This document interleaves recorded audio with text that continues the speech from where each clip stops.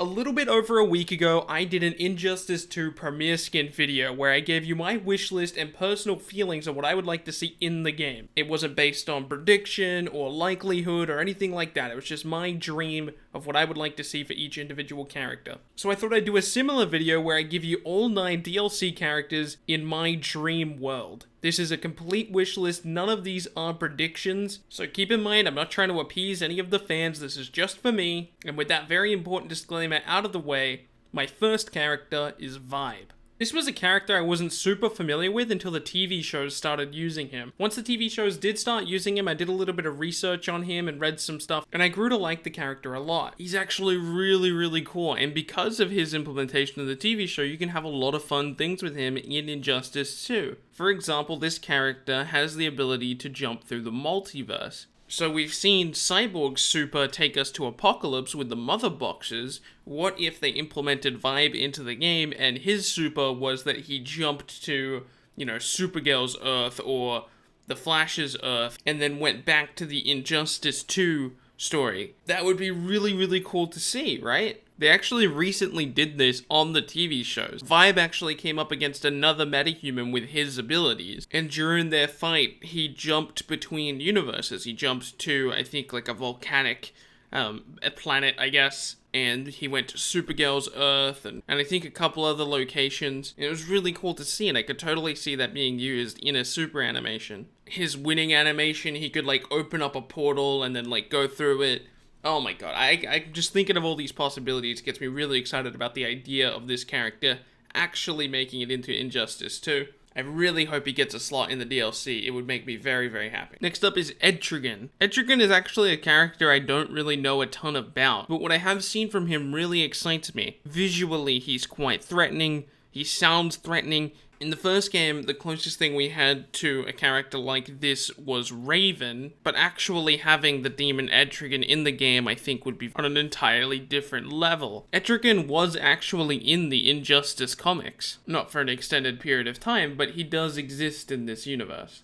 Next up is Vixen. This character on her own might seem very generic, right? If you just look at it on face value. But when you see the character in action, it's very easy to imagine a fighting game kit being created off of this character. If you're completely unfamiliar with Vixen, basically the way her powers work is that she can take on different attributes from different animals. So for example, if she was taking on the attribute of, say, a gorilla, she would have superhuman strength. If she was taking on the aspect of, say, a cheetah, she would have mobility, right? And I think just based off of those two things, you can already see the path I'm taking this. You could have her trait be very interesting, and her entire kit be really interesting. Being able to switch between different, not necessarily stances, but what effectively are stances, giving your character different types of buffs and etc. I've seen some people say that she should be a premier skin for Cheetah. I don't really understand that, because the characters don't fight in the same way at all, even remotely. I mean, visually they're quite similar, I guess, maybe? My next character is Red Hood.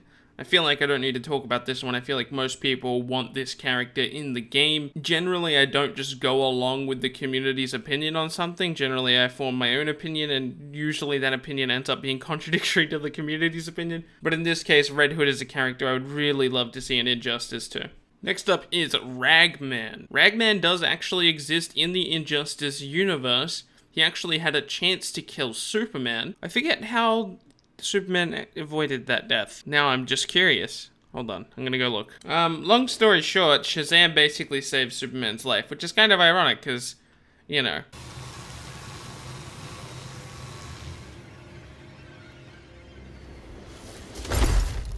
For people who know nothing about Ragman, here's a little piece of knowledge you may not have known. His suit is actually made up of the souls of his enemies, or at least people who have done bad things in the past, and he was actually trying to turn Superman into one of those patches, which is kind of crazy. Next is Batwoman. This is yet again another character that did exist in the Injustice universe, and this was actually my first experience with the Batwoman character. Her appearance in the comic was actually quite important. She stuck around for all 5 years of the comics. She stayed on Batman's side the entire time and was incredibly loyal to everybody around her. Her character is actually really interesting. I want to see more of this character. I would really love to see her show up in game. I don't think it's likely though, just because of like this weird backlash they got for including too many Batman characters in the first game, which I didn't really understand that backlash at all. I certainly hope they're willing to look past that in the hopes of including a character like Batwoman, because she is so unique in her own way. Obviously, on face value, for people who don't know the character, it seems very much like she's just kind of a female Batman, and that's not really the case at all.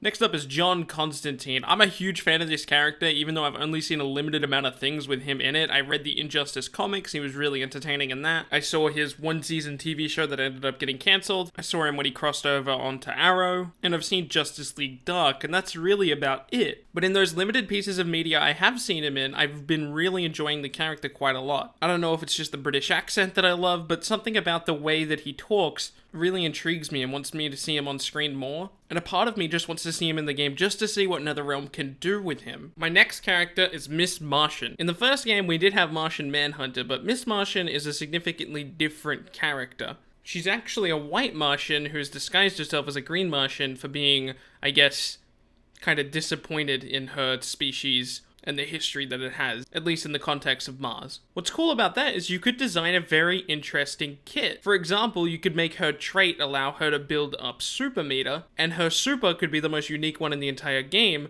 transforming her into her white Martian form. And obviously you could have an entirely different moveset when you switch into that. Not an entirely different moveset, obviously you would have similar inputs, but you would have more damaging things, farther reaching things. I don't know, at least in my opinion, I feel like you could make a very, very, very unique and awesome moveset for Miss Martian. I think it'd be a huge missed opportunity to not put her in this game. My final character is Krypto. Alright, it's just a prank. We don't actually want Krypto in the game. As cool as Krypto is, I want characters with opposable thumbs. So I'm gonna go with Stargirl. The reason I want Stargirl in the game is mainly because, well, she's a younger character and we don't really have too many young characters on the roster. The closest thing we have to it is Robin, and they've also kind of gone with a little bit of an older Robin, which again is a little bit of a shame. I'd like to see a little bit of a younger representation on the roster. Obviously, we also have Blue Beetle. We also don't have any JSA members on the roster, and of course, Stargirl is one of them. Currently, we have ties to almost all of the little factions and teams in DC when we look at the entirety of this roster, and it would be nice to get some JSA shoutouts with Stargirl being in the game, interacting with characters that had previously interacted with the JSA. Like, for example, if she versed the Flash could ask her, "How is Jay Garrick doing?" or something like that. So that's my wish list. There's all 9 of my characters. I know some people are going to look at this and be a little bit disappointed because characters like Beast Boy don't show up on my list, and also Starfire. Those 2 characters are characters that I still like. It's just every character on this list is preferable to me, and it's completely understandable if you don't prefer these characters, but I personally do, and this is a wish list purely for me. I might do another video in the future where I try to predict DLC characters. This isn't even close to what my predicted list would look like, so if you want to see a list like that, please let me know in the comments section, and also leave a like on this video. You guys have been killing it with the like button recently. I've been really appreciating all the support on my videos. If you enjoyed this video at all, make sure you're subscribed, and I'll see you in the next one.